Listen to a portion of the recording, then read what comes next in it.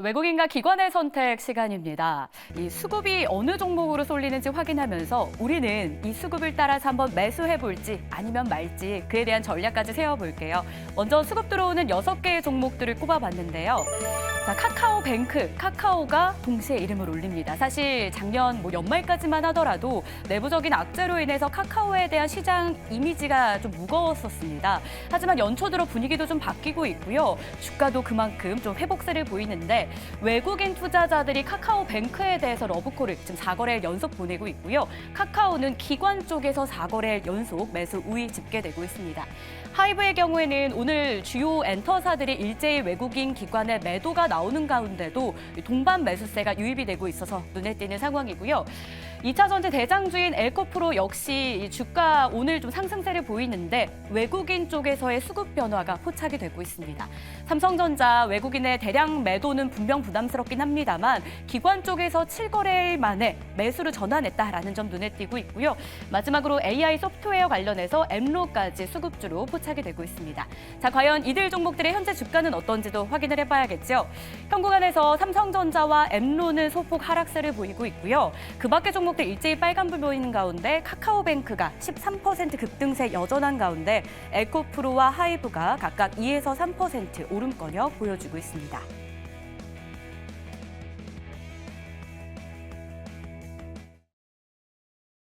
네, 그럼 앞서서 확인한 종목들을 토대로 저희가 수급에 대한 전략도 짜보겠습니다. 두 분 모셨는데요. 이코노미 스토리의 김태성 본부장, 알파경제 김종효 이사입니다. 어서 오십시오.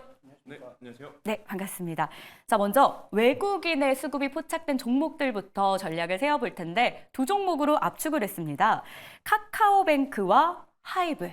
오늘 카카오뱅크, 페이 모두 흐름이 좋은 상황인데 뱅크는 장중에 52주 신고가를 경신하기도 했습니다. 한번 외국인 따라서 사봐도 괜찮을지 김태성 본부장님의 한 줄 평부터 열어보겠습니다. 낮은 이자로 갈아타기라고 했는데 네. 이게 사실 오늘 부각된 재료는 아니잖아요. 그쵸. 어제도 해당 재료 주담대, 주택담보대출이라고 하죠. 이 갈아타기 서비스와 함께 관련주들이 부각됐는데 어제보다 오늘 탄력이 더 좋네요. 왜 그런 거예요?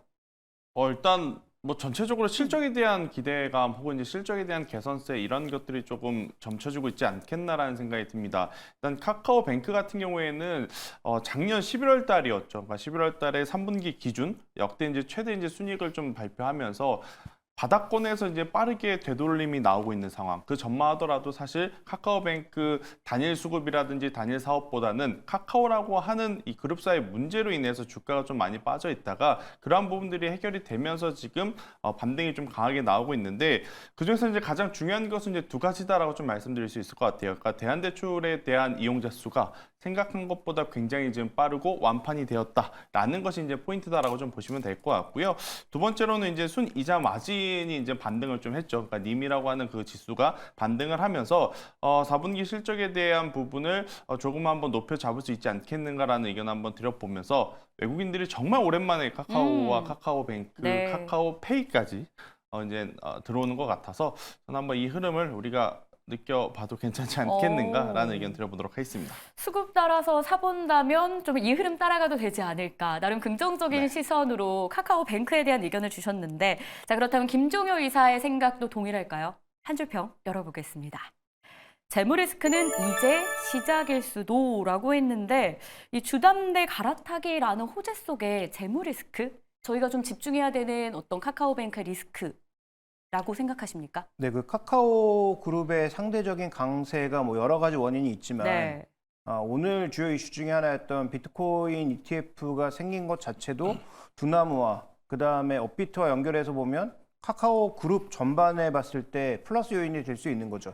그래서 오늘 카카오 그룹의 강세는 저는 이 요인이 생각보다 굉장히 크다라고 판단하고 있고요. 그러면 이 회사의 본질은 뭐냐? 결국은 돈을 빌려주고 빌려받는 회사죠. 그런데 지금 다 아시는 것처럼 주담대 갈아타기가 핵심이 아니고 전체 대출의 30%를 여전히 중금리 이상으로 채워야 되는 카카오뱅크가 올해 크레딧 리스크가 나타났을 때 과연 잘 버틸 수 있을 것인가에 대한 고민 반드시 해야 되는 포인트고요. 그 다음에 카카오뱅크가 상대적으로 인터넷 중에서 제일 크다 보니까 이번에 상생금융을 위해서 일정 부분 또 돈을 내야 되는 것도 리스크 요인이면 리스크 요인이라고 할 수 있습니다. 즉 은행업의 전반적인 이익이 크게 낮지 않은데 상생금융으로 관치금융에서 떼가고 그다음에 지금 뭐 비트코인을 포함한 일부 긍정적인 모멘텀이 두나무나 업비트 중심으로 나타날 수 있고 이와 관련된 현금 흐름 자체가 카카오 금융그룹에게는 도움이 될 수 있으나 본질적인 재무 리스크는 어떻게 보면 태양건설의 문제가 이번에 지나갈 것으로 보이지만 PF 문제가 정리되지 않는 이상 언제든지 품고 가야 되는 이슈라는 점. 그다음에 중금리 30%는 언제든지 신용 리스크가 확대됐을 때 가장 큰 위험이 될 수 있다는 점도 염두에 둬야 되기 때문에 현재 주가 상승을 즐기기만 하시지 말고 그런 리스크 요인도 주가가 올라갈수록 같이 고민해야 된다라는 차원에서 이해를 해주셨으면 좋겠습니다. 그러면 주가가 올라갈 가능성은 있다라고 보시긴 하는 거세요? 근데 올라갈수록 줄여야 되겠죠. 아, 그러면 그 리스크를 우리가 염두하면서 즐기기만 하지 말고 이 염두할 부분까지 꼭 챙겨가자. 그러면 팻말로 한번 정리를 해볼게요. 네. 현 구간에서 외국인 수급 따라서 카카오뱅크 매수하시겠습니까? 아, 엇갈렸습니다. 본부장님은 지금 매수 괜찮겠다. 좀 즐길 때 즐기자라는 의견이셨고요. 김종효 이사님은 그래도 저희가 염두할 어떤 리스크는 있기 때문에 체크하자라는 의견이었습니다. 그럼 다음 종목이에요. 하이브에 대해서 두 분의 의견이 다시 한번 갈릴지 아니면 동일할지도 궁금한데 오늘 유일하게 대형 엔터사들 가운데 외국인이나 기관의 동반 매수가 포착되고 있습니다. 김태정 본부장님의 한 줄평 열어볼게요. 수급 쏠림의 수혜주라고 하는데 그럼 이 수혜주 어떻게 한번 따라 사볼까요? 일단 저는 하이브는 계속해서 이제 좋게 좀 보고 있었기 때문에 여전히 관심권 있게 두고 보셔야 됩니다. 사실 이제 이 섹터 내 원픽이라고 하면 기업의 좋고 나쁘고를 따져봤을 때는 당연히 JYP 엔터테인먼트가 이제 기준점이 될 수는 있겠습니다만 주식을 파고 사는 입장에서는 지금은 하이브가 조금 더 탄력적으로 움직일 수 있는 구간이 더 많지 않겠는가라는 생각이 들고 있고 일단 이 YG 엔터테인먼트가 일단 팥이 없는 붕어빵이 되어버렸기 때문에 일단 그것과 대조되는 오히려 지금 이 아티스트들이 계속해서 이제 많아지고 있는 장점을 가지고 있는 하이브가 오히려 더 좋은 이 수급을 가져가고 있지 않겠는가라고 좀 말씀드릴 수 있을 것 같고요. 오히려 지금 이 저연차 아티스트들이 지금 많죠. 그러다 보니까 이것들이 이제 나중을 생각해 봤었을 때 팬덤이 확대가 된다면 당연히 지금보다 훨씬 더 이 기업 입장에서는 좋아질 수 있는 부분들이 많기 때문에 저는 그런 것들을 고려해 봤었을 때는 저는 하이브 같은 경우에는 조금은 더 우리가 공격적으로 한번 봐도 괜찮지 않겠는가라는 의견을 한번 드려보도록 하겠습니다. 기업을 본다면 JYP라고 앞서 코멘트를 주셨잖아요. 그럼 지금 저희가 수급이 들어오기 때문에 오늘 하이브를 보고 있는 건데 엔터 대형사들 중에서 꼽으라면 JYP를 꼽으신다는 의미일까요? 그러니까 기업은 JYP 엔터테인먼트가 지금 가장 성과라든지 실적은 좋지만 그러니까 이 시세 차이를 노리는 입장에서는 JYP 엔터는 조금 다소 무거울 수 있다.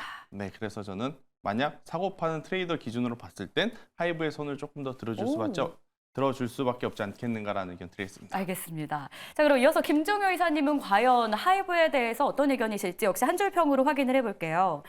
코멘트는요, 두 가지 포인트입니다. 주요 아티스트인 세븐틴 그리고 레이블의 힘을 꼽아주셨는데 이 레이블이라는 걸 또 많은 투자자분들이 약간 헷갈려 하세요. 어떻게 저희가 접근하면 좋을까요? 그러니까 지금 여러 아티스트들이 있지만 그 소속사들이 다르죠. 예를 들어 세븐틴은 뭐 플레디스고 그다음에 뭐 또 BTS의 소속사도 다르고 그다음에 뭐 뉴진스라든지 이런 쪽에 또 소속사가 다릅니다. 그래서 그 밑에 상당히 많은 그룹들이 있지만 하이브라고 하는 그룹 밑에 여러 음반 제작사들이 있어서 그 각 하나하나를 다 레이블이라고 하는데요. 중요한 건 이 세븐틴을 왜 말씀드렸냐면 레이블 그 플레디스의 아티스트 중 하나지만 BTS가 빠지면 음반 판매량이나 이런 것들이 급감하지 않겠는가라고 했는데 작년에 이제 확인해 보시면 아시겠지만 우리나라 K-팝 아티스트의 음반 판매량의 1-3위를 기록하고 있는 게 세븐틴이고요. 한 해 650만 장을 팔았습니다. 그다음에 상위 탑10 내에 들어가 있는 그 아티스트들을 보면 스트레이키즈 정도가 2, 4위를 빼면 거의 다 모두 하이브 소속이라는 거죠. 엔하이픈이라든지 그다음에 투마로우바이투게더라든지 이런 데가 기본적으로 100만 장 이상씩을 팔고 있다라는 거죠. 그러니까 우리가 지금 K-팝을 바라보는 성장의 핵심 포인트는 두 가지. 콘서트 잘 되는 것도 당연하지만 음반 판매가 같이 동반 급증하는 것이 필요한데 여기는 우리는 뭐 엔하이픈이나 뭐 투마로우바이투게더 잘 모르지만 YG의 트레저 잘 모르지만 YG의 음반 판매량 연간 40만 장, 엔하이픈은 연간 100만 장. 이 다르다는 거죠. 그러니까 전반적인 판매 규모 자체가 다르고요. 이것을 또 위버스로 엮어내고 있는 힘이 올해는 더 강화될 것으로 생각하고 있어서 이런 플랫폼 쪽에서도 만약에 플러스 이익이 발생하기 시작한다면 이건 굉장히 긍정적인 모멘텀이죠. 그래서 밸류는 제일 비싸지만 당연히 제일 높은 시총을 받고 있는 것이고 그런 차원에서 일정 부분의 수급도 유입되고 있는 것으로 보고 있기 때문에 엔터 회사들 중에서는 그래도 가장 올해도 그림이 좀 명확한 그림이 그려지지 않느냐 이런 차원에서 하이브를 봐야 될 것 같고요. 그래서 저는 원래 저도 뭐 다른 전문가들과 마찬가지로 네. JYP 엔터를 선호했지만 지금부터는 하이브가 가장 강하지 않겠는가 상대적으로 그런 측면에서 바라보고 있습니다. 아니, 김태정 본부장님이 지금 김종유 이사님이 JYP 엔터보다 하이브다라고 현국 안에서요. 그렇게 얘기하니까 막 그루브를 극한 강한 공감을 좀 해주셨는데 두 분 다 의견이 살짝 일치되고 있어요. 그러면 지금 구간에서 그러니까 저희는 수급 들어오는 현 구간에서 매수해도 괜찮을지를 지금 좀 집중해서 이야기 나누고 있는 거거든요. 팻말 한번 들어볼게요. 네, 일치됐습니다. 하이브에 대해서는 외국인 따라 매수해도 괜찮겠다라는 의견입니다. 자, 그러면 이번엔 기관이 매수하는 종목들도 봐야 될 것 같아요. 두 종목 압축해봤는데요. 역시나 삼성전자 이야기해봐야 될 것 같고요. 두 번째 종목 엠로까지 연이어 보겠습니다. 먼저 삼성전자 주가만 놓고 보면 7거래일 연속해서 지지부진이 이어지고 있는데 뭐 실적 부진이다 아니다 실적 가지고는 말이 많은 상황인데 여기에 블록딜까지 더해졌어요. 주가의 반등은 언제쯤 기대할 수 있는 건지 김태정 본부장님의 한 줄 평 열어보겠습니다. 변화, 즉 달라질 건 없지만 확인할 건 많다 삼성전자라고 해주셨는데 네. 삼성전자에 대해서 저희가 확인할 게 또 뭐가 있겠습니까? 일단 이 4분기 실적은 사실 우리가 기대한 것보다는 좀 부진했지 않습니까? 그렇기 때문에 이제 다가오는 1분기, 2분기에서는 우리가 이제 생각했던 숫자를 좀 내보여줄 필요가 있지 않겠는가라는 생각이 들고 있고, 일단 뭐 블록들 이슈가 어제부터 이제 오늘까지 이제 계속해서 많은 이야기들이 나오고 있으나 이 부분은 사실 기업의 가치하고는 저는 조금 별개로 봐야 된다는 생각이 들어서 수급 이벤트로 이제 보시는 게 맞고, 그러니까 단기적인 수급 이벤트로 보시는 게 맞을 것 같고, 결국에 이제 디램 가격의 반등과 수요, 그리고 이제 이 CES 2024가 마무리가 되고 나서 가우스 AI에 대한 평가라든지 이제 추가적으로 이제 모바일 갤럭시 S24에 대한 시장의 어떤 이제 반응도를 좀 보면서 네. 우리가 이제 선택적인 전략을 좀 짜야 될 것 같은데요. 저는 뭐 올해는 삼성전자를 비롯해서 뭐 SK 하이닉스 그리고 이제 반도체 IT 상반기까지는 여전히 저는 긍정적으로 좀 봐야 될 부분들이 많지 않겠는가라는 생각이 들어요. 그러니까 불과 2주 전, 3주 전만 하더라도 반도체 하면 HBM, 뭐 온디바이스 AI, 네. CXL, PIM 이 이야기가 나오다가 해가 바뀌고 첫날만 그 이야기가 나오고 그 이후부터 계속 밀려 내려왔단 말이에요. 일단 그 이후에 이제 반등이 나오면서 다시금 좀 반도체 IT의 수급이 들어오게 된다라고 하면 저는 충분히 한번 바닥을 좀 우리가 확인을 하는 구간이 되지 않겠는가라는 의견 들어보도록 하겠습니다. 알겠습니다. 삼성전자에 대한 김태정 본부장의 의견이었고요. 김종효 이사의 의견도 챙겨보겠습니다. 한 줄 평으로 확인할게요. 수급 이벤트 하락은 종료 임박했다. 사실 작년 1년 동안 이렇게 놓고 보면 외국인 투자자들이 가장 많이 국내 증시에서 매수한 종목이 삼성전자였거든요. 비중도 어마어마했어요. 그러니까 삼성만 샀다라고 해도 과언이 아닌데 올 초부터 좀 매도 포지션을 보이다 보니까 오랜만에 기관이 지금 매수 전환한 오늘 저희가 수급으로 이 종목을 보려는 거예요. 그러면 이 수급도 안정화되면서 주가까지 좀 추세로 상승 기대해봐도 되는 걸까요? 네, 뭐 추상승은 좀 더 시간이 걸릴 수도 있죠. 다만 여기서 중요한 몇 가지 우리가 짚어볼 필요가 있는데요. 연말에 나타났던 상승과 연초에 나타나는 하락 자체가 전부 다 오버페이스였던 거죠. 그러니까 연말에 시장에 패시브 수급 몰리면서 올라간 것도 약간 오버페이스였고, 그 다음에 그 수급이 청산되는 과정에서 하락하는 것도 오버페이스인데 여기에 두 가지가 더 더해졌죠. 뭐 블록딜 물량이 더해졌고요. 그 다음에 실적도 예상치보다 하회하면서 이게 뭐 전망이 높아서 그렇게 나온 건지 아니면 삼성전자의 그 실력이 떨어졌던 것인지는 좀 더 월말에 있을 그 IR을 살펴봐야 되겠지만 어쨌든 두 개 다 오버페이스라면 지금 현재 구간에서 어느 정도 수급 이벤트가 종료되면서 제자리로 돌아오고 있는 것이 아닌가 판단해 봐야 될 것 같고요.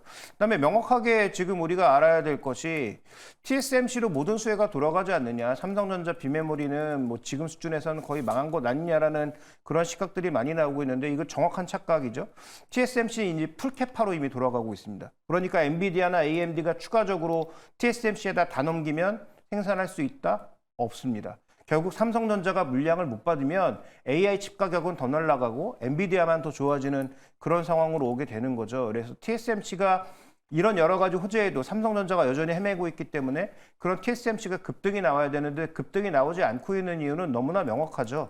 지금 현재 캐파에서 생산해낼 수 있는 장수가 이미 제한돼 있다라는 것이고요.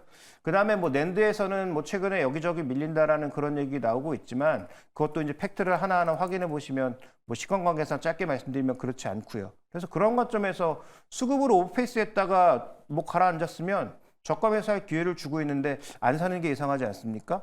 뭐 저는 뭐 기관들도 앞으로 적극적으로 살 거고 작년에 샀던 외국인은 올해 더 산다 이렇게 보고 있습니다.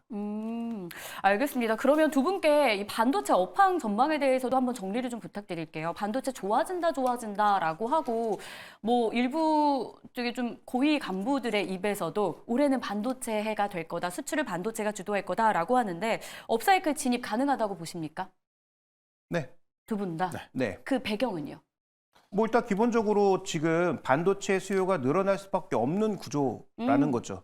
그러니까 이건 낸드든 디램이든 처음엔 수급 조절로 맞췄는데 이제는 공급 조절로 맞추는 게 아니라 수요가 늘어날 수 있는 구간이라는 점을 주목해 볼 네. 필요가 있겠고요. 그다음에 지금 우리가 그렇게 디바이스 AI에 대해서 굉장히 흥분했잖아요. 관련된 종목도 굉장히 많이 올랐고.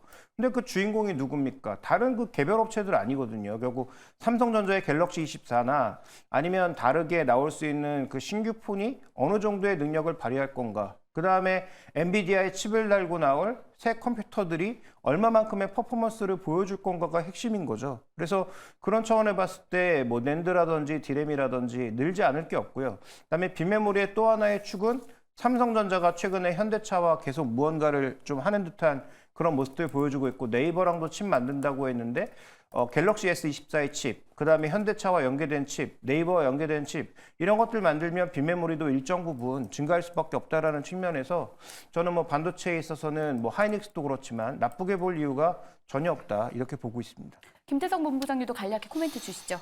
반도체. 일단 뭐 저도 마찬가지입니다. 일단 재고가 이제 많이 내려앉았다라고 네. 하는 것은 앞에서 이제 수요가 이제 많아졌다라는 것을 의미하기 때문에 저 이제 전방 산업에서 이제 수요가 회복하는 것만 이제 숫자로 확인만 잘해준다라고 하면 충분히 속도는 훨씬 더 탄력적으로 붙어줄 가능성이 높지 않겠는가.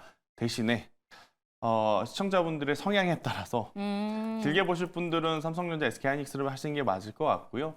나는 이제 이 조금 수익률 게임을 하고 싶으시다라고 하면 결국 이제 중소형 소부장 쪽에서 이제 이 실적이 좀 늘어나는 기업 위주로 한번 공략을 해보시는 것도 저는 괜찮지 않겠는가라는 의견.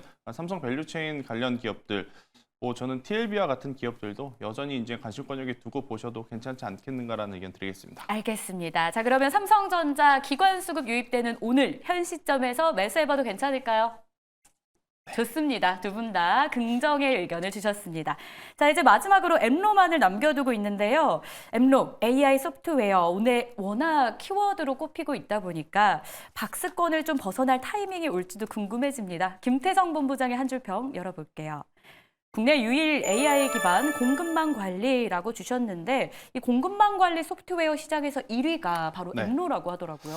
그쵸. 근데 이제 공급망 관리 1위라고는 하지만 최근에 이 소프트웨어 기업들이 움직이는 것 대비해서 엠로가 많이 안 움직인 게 조금은 맞아요. 아쉬워요. 그러니까 어제 같은 경우에도 그렇고 오늘도 이제 마찬가지로 추가적으로 상승이 나오지 못하고 지금 보합권에 머물고 있는데 결국 이제 기술력을 가지고 있냐 없냐의 차이인 것 같습니다. 일단 이 테마와 섹터가 처음에 오를 때는 단순히 기대감만 가지고 있어도 오르거든요. 하지만 그렇게 1차 상승이 마무리가 되고 나서 2차, 3차 혹은 실적에 대한 이야기가 나올 때는 실제로 기술력을 가지고 있거나 해당 산업에서 이 비즈니스를 하고 있느냐 없느냐에 따라서 이제 주가의 방향성이 굉장히 크게 갈릴 수밖에 없는 것 같은데 엠로는 기술력을 가지고 있으면서 지금 삼성 SDS와 계속해서 이제 협업하는 링크가 지금 나오고 있는 상황이다 보니까 속도감은 좀 떨어질지 모른다 할지라도 중장기적으로 봤을 때는 꼭 체크를 해야 되는 기업 중에 하나가 아닐까라는 의견을 한번 드려보도록 하겠습니다. 알겠습니다. 자, 그럼 이어서 김종효 이사의 한 줄 평도 바로 열어보도록 할게요. 과연 엠로에 대한 어떤 의견일까요? 20배라는 포인트가 가장 눈에 띄는데, 자, 그러면 주가 전망 엠로에 대해서 올해 어떻게 보시는 거세요? 네, 일단 뭐 PSR 지금 현재 구간에서 트레일링으로 13배 네. 정도인데 뭐 성장 속도가 정말로 뭐 폭발적으로 연간 성장한다고 했을 때 뭐 그러니까 이거 뭐 매출 기준으로 한 뭐 100% 성장을 한다고 했을 때는 뭐 PSR 뭐 20배, 15배 뭐 이렇게까지도 갈 수 있죠. 그래서 상단을 열어둘 수 있지만 그렇게 갔던 종목군들의 결말이 좋았느냐를 따져보면 그렇지 않았다라는 거고요. 그다음에 이 종목의 특성상 올해 과연 매출이 100% 이상 성장할 수 있는 혹은 시장이 예상하는 것보다 더 폭발적으로 성장할 수 있을 정도의 그 업력과 이익 창출 능력을 갖췄느냐라는 부분에 대해서는 저는 뭐 그렇게 생각하지 않기 때문에 물음표를 단 이유 자체도 현재 구간에서 뭐 트레이딩 정도는 가능할 수 있겠지만 장기 투자 관점에서 지금의 가격이 매력적이다라고 판단하기에는 올해 매출의 성장 속도를 좀 확인해야 되지 않느냐라는 그러는 조금 조심스러운 관점에서 말씀을 드리고 싶습니다. 네, 그러면 엠로 기관 따라서 저희 매수 한번 해봐도 될까요? 어떻게 생각하세요? 네, 처음으로 X로 일치된 종목이 바로 엠로였습니다. 여러분도 잘 기억해 주시길 바라면서 자, 두 분과는 여기서 인사 나눌게요. 오늘 말씀 고맙습니다.